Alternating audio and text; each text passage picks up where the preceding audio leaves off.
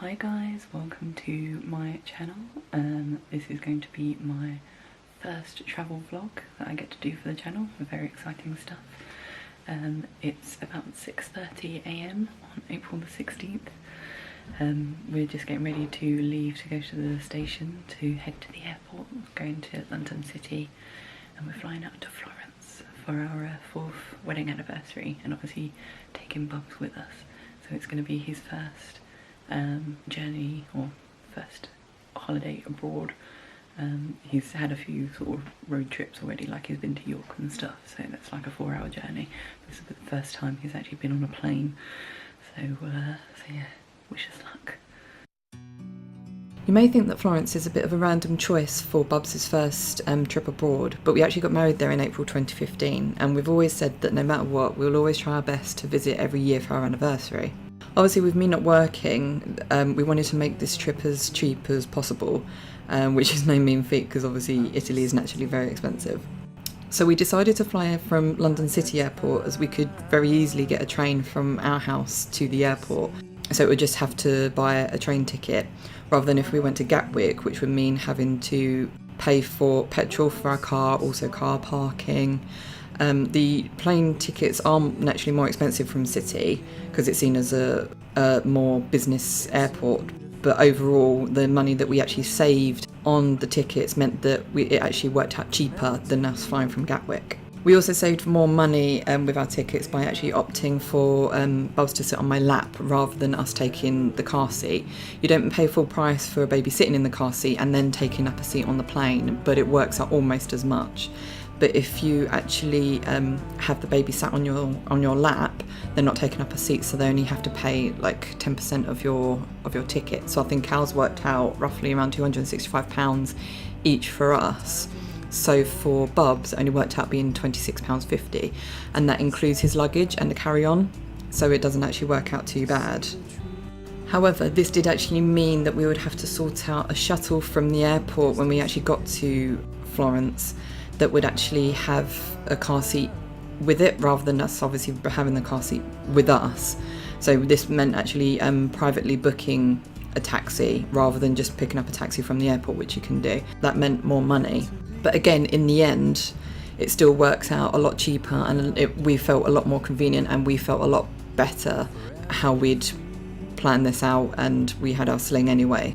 And lastly, why we actually thought that Florence would be Bubs' perfect first flight is it's only 1.5 to 2 hours actually between London and Florence, so it's a nice short trip, so it's not too hard going for him as a debut flight.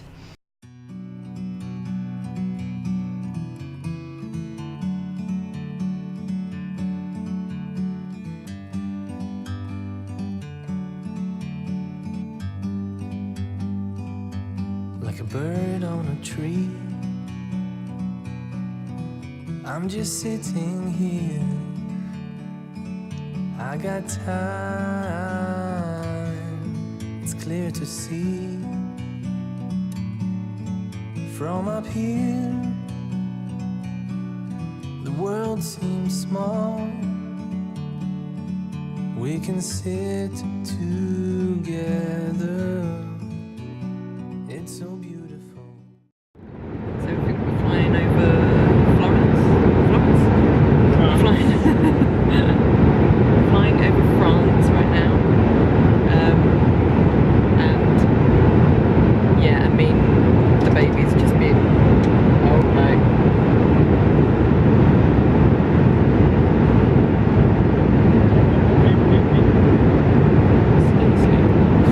False alarm. I mean, he's been running riot all over the place, and it's just like, I don't know, we've been able to cope really. He's just been insane. Restrained. Yeah. We had to drug him.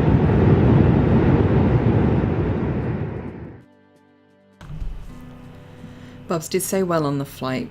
Barely even noticed the takeoff or the landing, and he even had his regular nap in between, so half an hour on my husband's lap. There was a few grizzles when we wouldn't actually let him eat the safety instructions, but other than that, didn't hear a peep out of him. We even got a comment from a passenger sat in front of us about how well behaved he actually was on that flight. Normally on our trips to Florence, we actually visit other places in Tuscany, as we love the countryside out there and just everything that the area has to offer.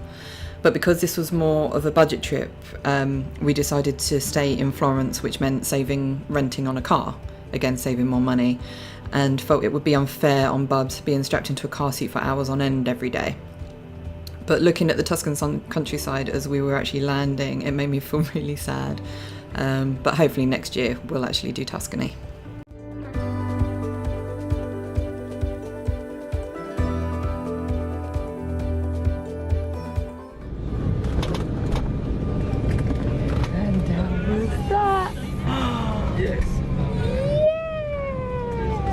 Your first flight, your first trip on an aeroplane.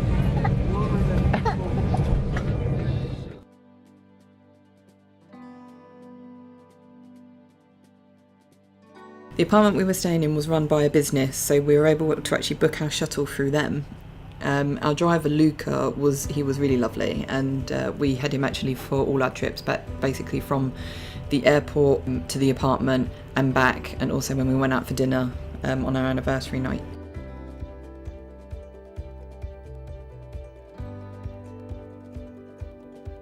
There are much cheaper ways to actually get into Florence from the airport rather than getting a private shuttle.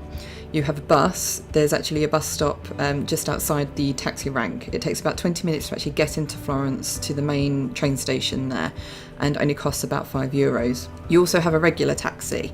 There's a limit that is put on all taxis money-wise that take you from the airport to within the city centre, meaning that they can only charge you a flat fee of €20. But on top of that, they will charge you €1 per every item of luggage. There is also the most recent addition to travel, and that is now become available because they've actually extended the tram line. So this actually takes you from the city station, again the main station in the city, to the airport, and a ticket only costs you €1.50.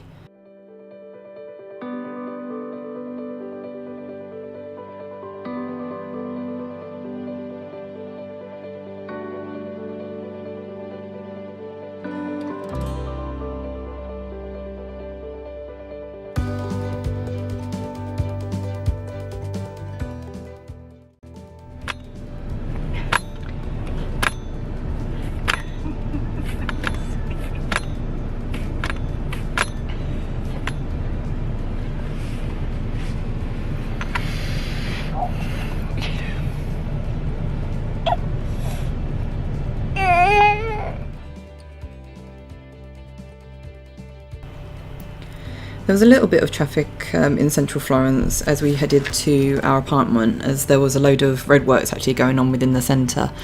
And because the centre of the city is very pedestrianised, it also makes it really difficult to actually get around everything.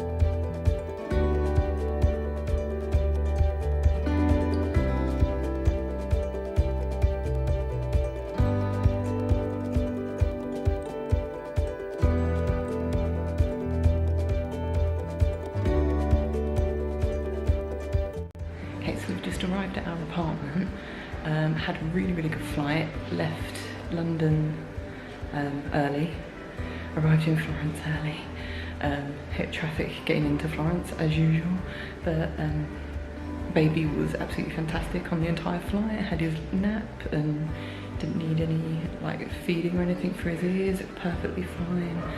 So yeah, we've literally just got to the apartment. It's absolutely amazing, so take you on a little tour.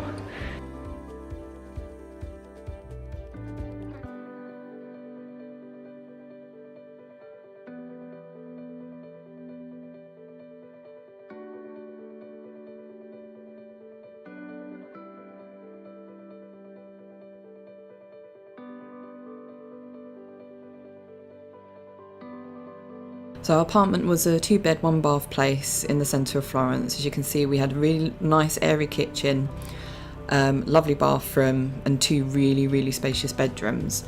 It was a bit noisy because obviously it was right in the centre, and as you can see from our bedroom windows, it really is in the centre. It's basically on the main high street with all the shops leading into the centre of Florence, and you can see as well from another view that we are literally right a stone's throw away almost from the Duomo, as you can see from the bell tower. We absolutely loved this apartment. It was really beautiful. The one real negative we had as soon as we got there was the fact that even though they had provided a travel cot, they didn't actually provide us a bed sheet to put in there. So luckily we'd actually decided to bring one of Bubs' bed sheets with us to make sure that he was actually comfortable while sleeping in there.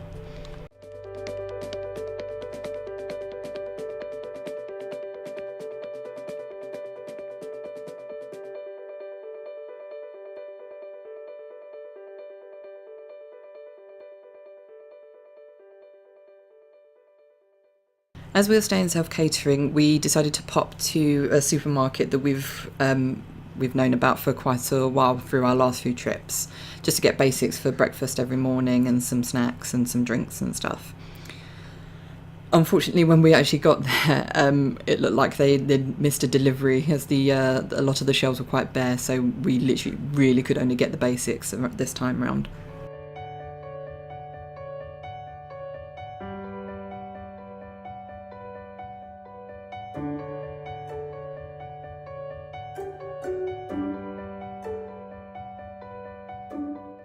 So in the evening, we went to a restaurant where we actually had our wedding breakfast 4 years ago. It's a tradition we've managed to keep each year so far, which is a real positive for us. The restaurant is called La Loggia, and it is based at the top of the Piazzale Michelangelo, which is the best spot for breathtaking views of Florence, and a lot of tourists actually go up there either during the day, or most popular tends to be actually sunset, because it gives the absolute most amazing views over Florence.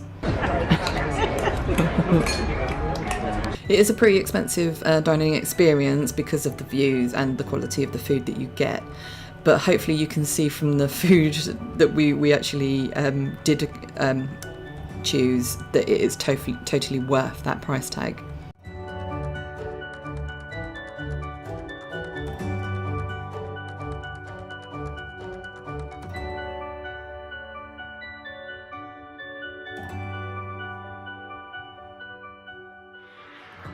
Good morning, so it's day 2 of the Florence vlog. It's 6:30 in the morning and we're just getting ready to wake up, and also we're going to go to the Uffizi this morning. We pre-booked tickets to get the first openings. It means that we don't get sort of flooded by all the crowds of tourists that always get there like early in the morning. First night in the hotel, or the Airbnb, was good. The baby slept a lot more than I thought he would. He only woke up twice. He woke up, I think it was about 2:30 in the morning, which is what his normal thing at the moment. And he also woke up at 5:45, like 15 minutes before we actually had to get up. So yeah, you can't blame him for his timing, really, can you? But yeah, I think I probably got about 2 hours sleep because they only give you 1 pillow and I always need 2, so my neck is a bit wonky this morning. There was also the whole thing of, because he's sleeping in a travel cot, I think I was just really on edge, thinking he was going to get up because he's not in his usual bed, but he did quite well. So hopefully that means I'll actually get a better night's sleep tonight. I really hope so, because I'm really tired. Some coffee today, I think. We always pre-book the Uffizi to make sure we actually get the earliest slot, which is 8:15 AM. They say to get there about 15 minutes before your time slot, and but the earlier the better, to be honest. Tickets are currently €8 plus another €4 booking fee when you book online, but to us it just saves so much more hassle than risking turning up and there being a massive queue. The lines can be a little confusing too, so when you do rock up, make sure you're definitely in the right line.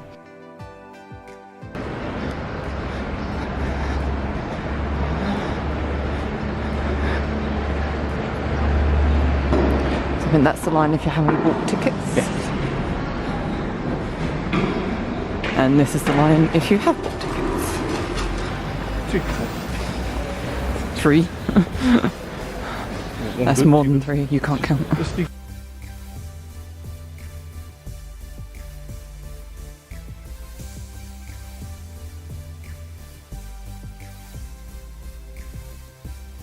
The Uffizi is my absolute favourite place to visit in Florence, namely because of my love of Botticelli and just Renaissance art in general.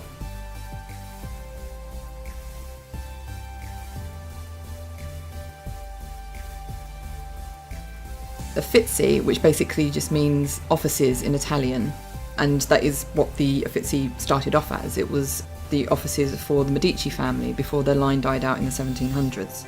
The last Medici heiress, Anna Maria Luisa, gifted all the family's works of art to the city, and the Uffizi was opened as a museum for public viewing in 1765.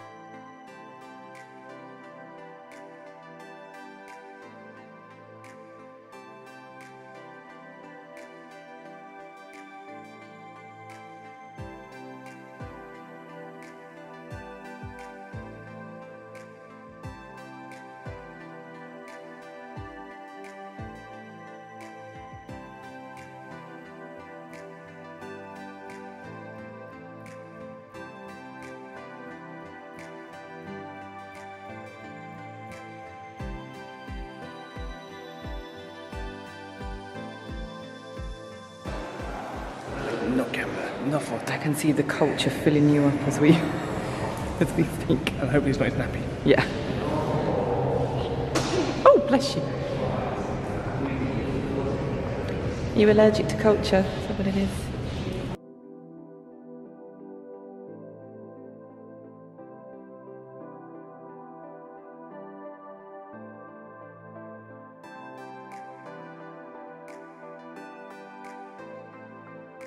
Imagine being at the back of that. Oh, I'll be married. Hence why, yeah, it's a pain in the arse getting up early, but at least it means you can avoid all that. Where life advice, get there early.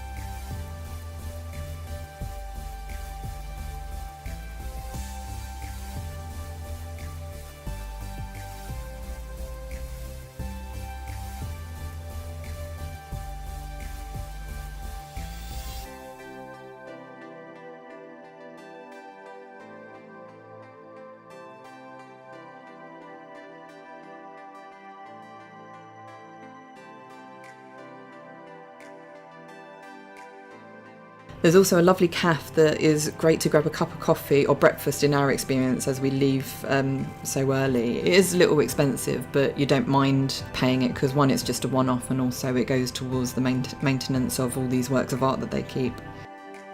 And seeing as this is a trip for Bubs as well, I should probably talk about how child-friendly the Uffizi is. So first things first, babies get in for free. There is security as soon as you actually get in, so to save on hassle, what we actually did was we didn't take the pram with us, we just used our sling. There's plenty of step-free access with lifts as well that you can take to each level. So if you care to, if you were to take a pram, obviously there wouldn't be much of an issue.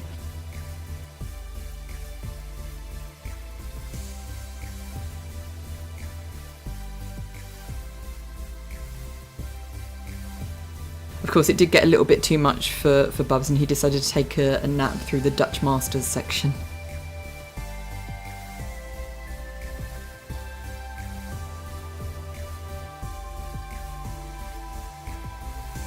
But obviously he woke up just in time for the shops.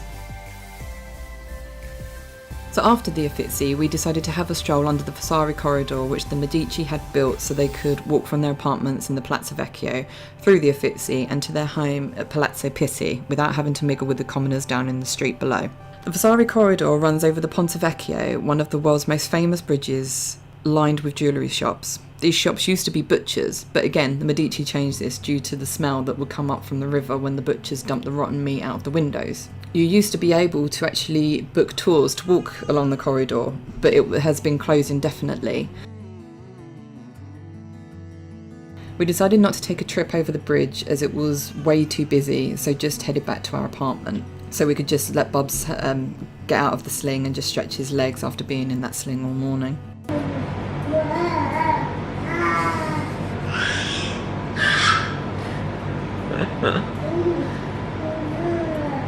Wow, wow, wow, wow. Oh, wow, wow.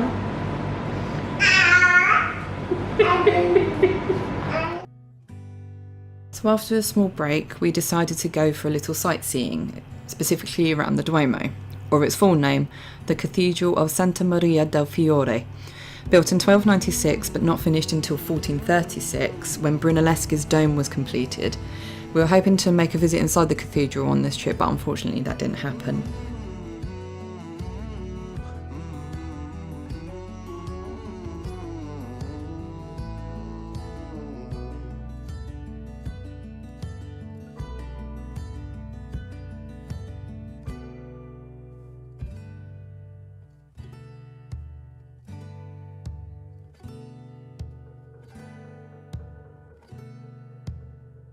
We passed the Duomo and made our way past the Basilica di San Lorenzo, the Medici's local church, and where they are all buried in the crypts underneath.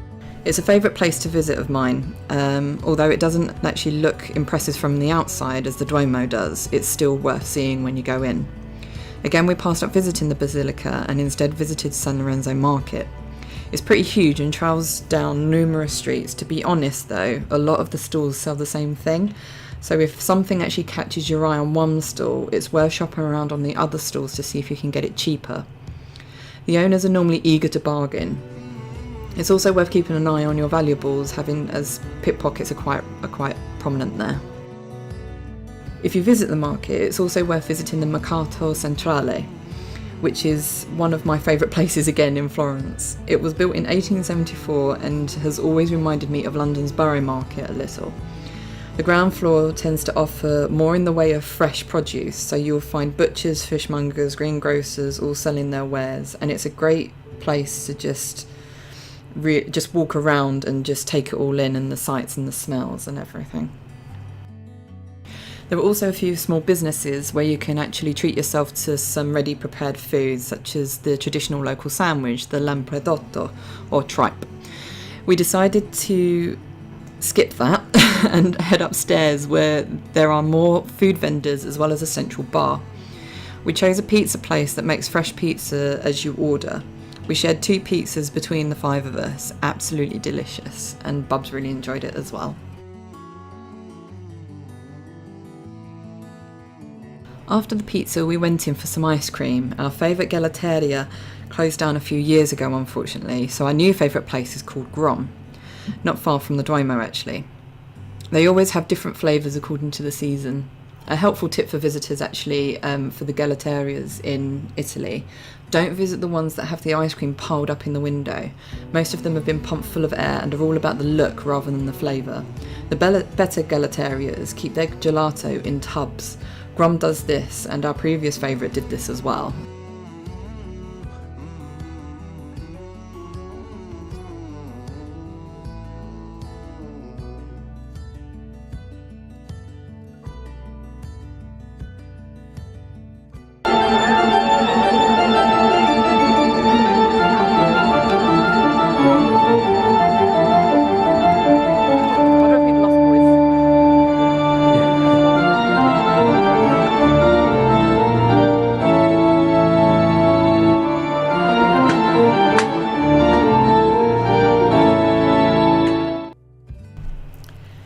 we decided to walk off the pizza and the gelato by taking a trip to the Piazza della Repubblica, which was originally the centre of the Roman city. The Column of Abundance is the only real evidence of its Roman origin, although it dates to 1431 itself, but that's by the by. The current look of the square is from the 1800s and was built when Florence was proclaimed the capital city of Italy, which it wasn't for very long. Now it houses several expensive ristorantes and a few market stalls and buskers and a carousel, which is the main focal point. Bubs didn't seem all that impressed though.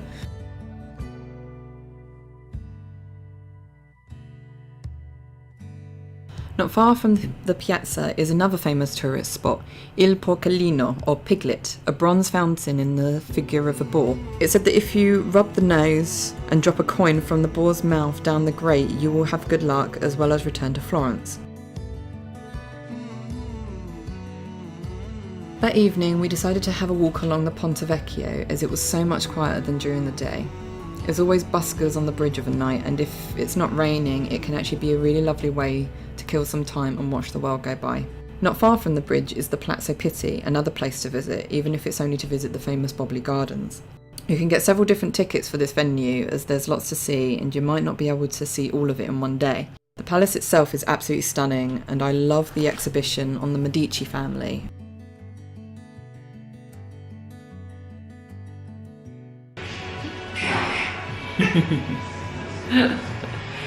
So it's day 2?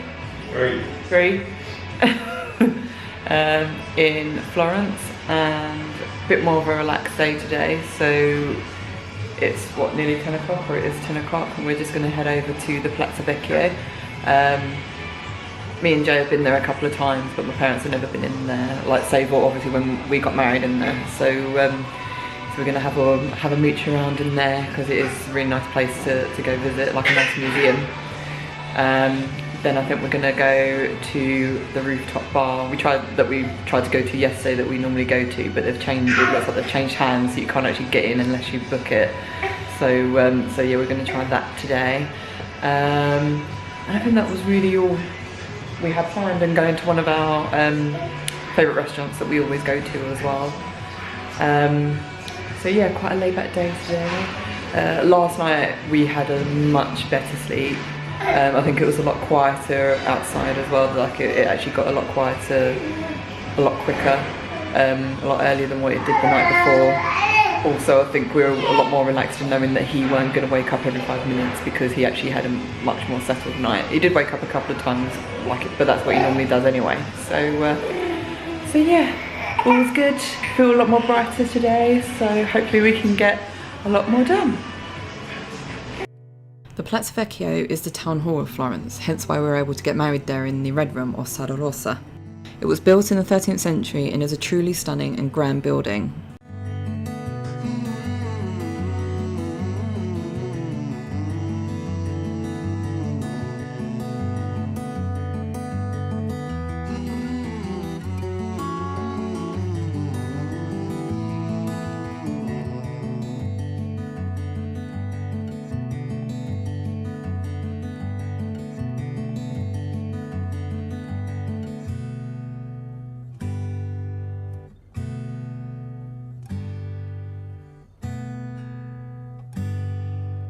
Medici's lived there for a time, so if you purchase tickets you get to see some of the rooms that were part of their apartments.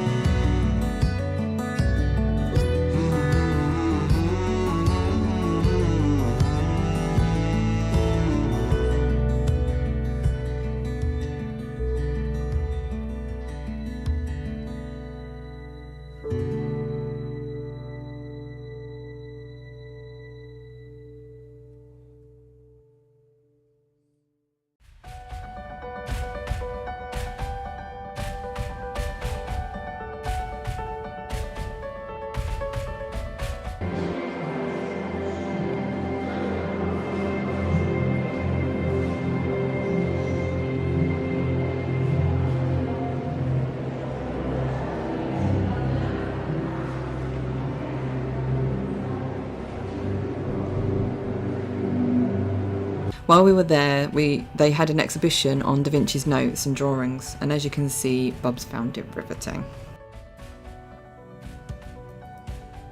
After the Palazzo Vecchio, we headed over to the Rinascente, which is a department store with a rooftop cafe.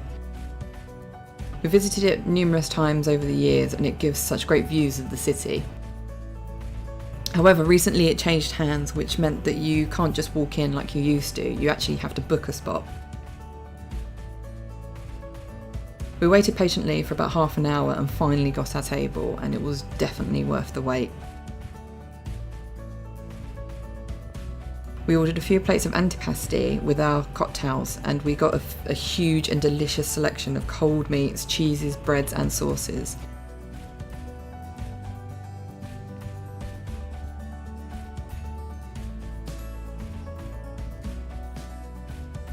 Bubs particularly loved the raisin bread.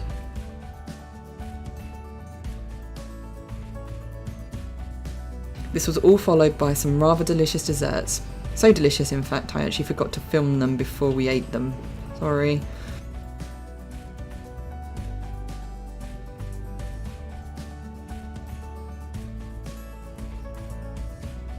Overall, the lunch was absolutely amazing, but extremely expensive, and I think we'll only go back there for our usual cocktails unless we actually come into a nice chunk of cash.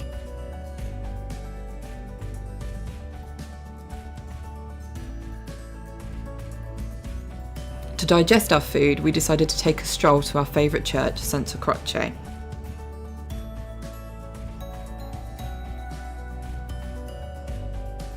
Here is where the most notable Florentines were buried, apart from Dante, as he was exiled when he was alive.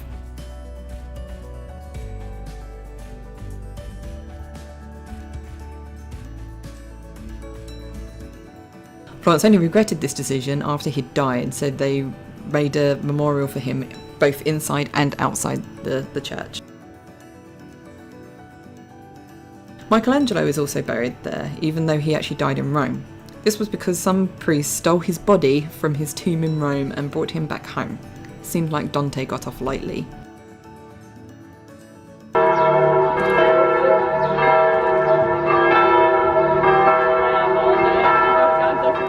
This is another place we unfortunately didn't go inside this time round, but would highly recommend it.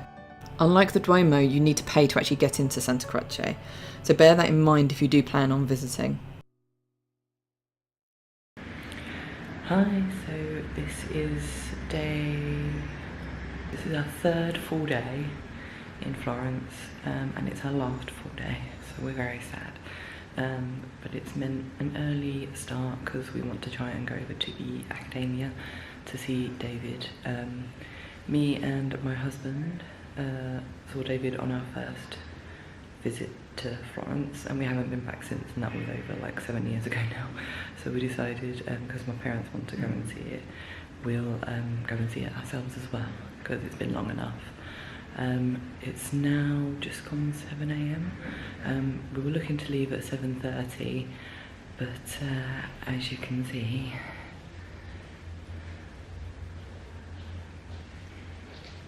someone still isn't up yet, so... Again, with the Academia, it's important to get there early if you don't want to spend valuable holiday time in a queue. We were unable to book our tickets beforehand, but that wasn't an issue as we got there about half an hour before it opened. Obviously the main attraction of the Academia is Michelangelo's David, but there are other works of art to see, but you will find that the main crowds are around David. David was originally meant to decorate the top of the Duomo, but as it was so beautiful, they decided that it needed to stay ground level.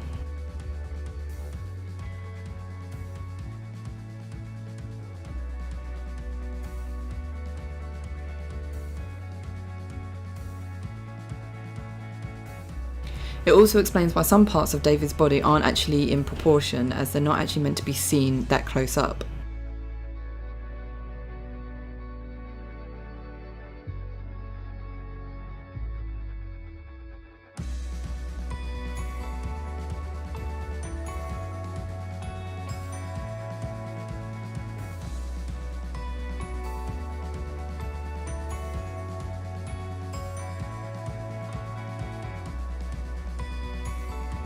They also have plenty of plaster casts of other statues dotted around the museum, which again is really interesting. Some of them are really beautiful, but they just pale in comparison to David.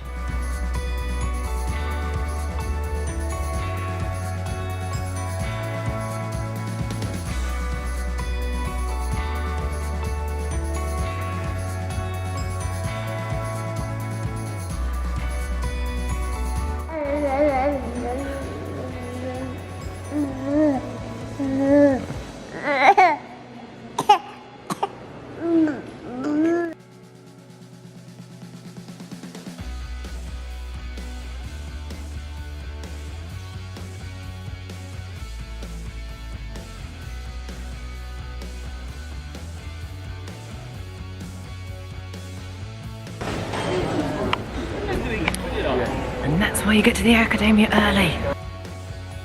We then stopped for breakfast at a lovely new cafe by the Duomo called Don Nino, before heading round to the Duomo Museum, which followed the queue for getting into the cathedral.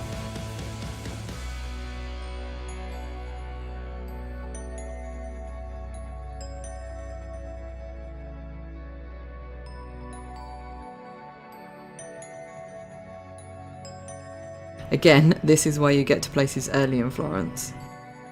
Anyway, the museum is a real hidden gem in Florence, as it gives such a detailed history of how the cathedral was built. When it comes to buying a ticket, again, it is quite expensive if you just buy a ticket specifically for the museum. But if you do buy a ticket, it actually gets you a ticket basically jumping the queue for the Duomo, as well as the bell tower if you want to climb them. So it works out a bit more of a deal if you buy it that way. Unfortunately, we didn't actually realise this until we actually bought the tickets, but still, we wanted to go in the museum anyway. I think it was €18 for the ticket. But anyway, in the museum, they actually have the original doors from the baptistry, as well as mini diagrams made by architects trying to score the commission for building the famous dome, which obviously was awarded to Brunelleschi.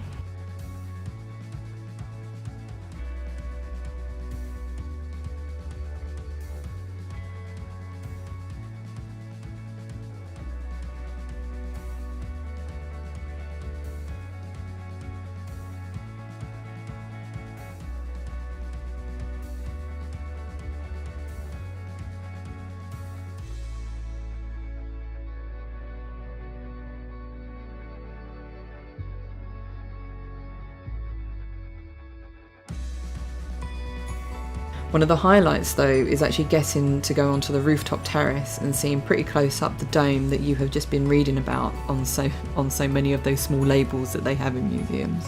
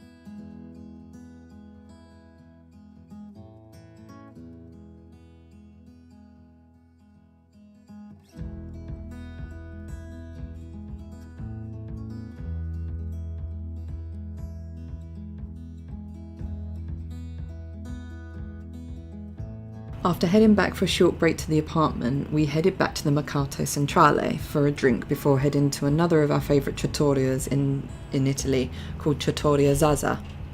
They not only have some of the friendliest staff as well as truly eccentric decor, but the food is absolutely amazing. They get all their ingredients from the market as they are based around the corner from there, so everything is super fresh and just super delicious.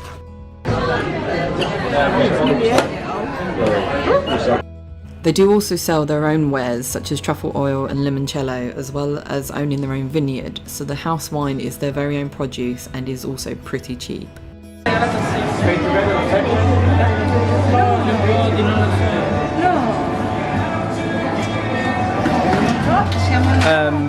Chocolate chip.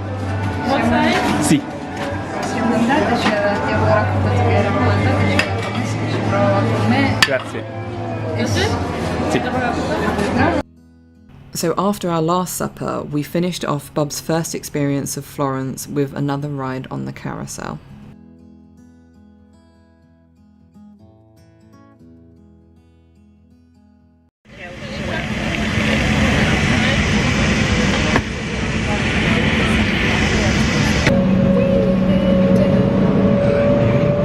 Alexander, are you ready?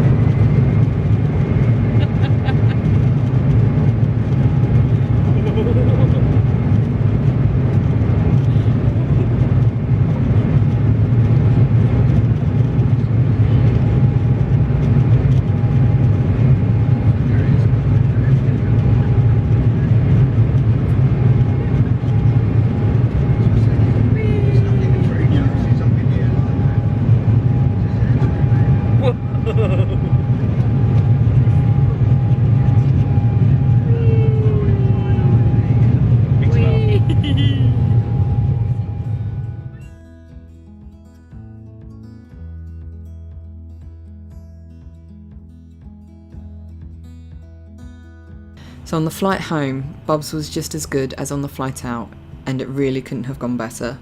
I decided to feed him as we came into land, as the descent can be quite steep coming into London City, and so I was worried about his poor ears, but he was absolutely fine and just slept through the landing, as you'll see. We had such an amazing time, like we always do in Italy, but it was made all the more special that we got to share it with our little one for the first time, and that he enjoyed himself just as much as we did. Anyways, I hope you enjoyed the video. Please like, comment and subscribe, and I will see you all in the next video. Bye!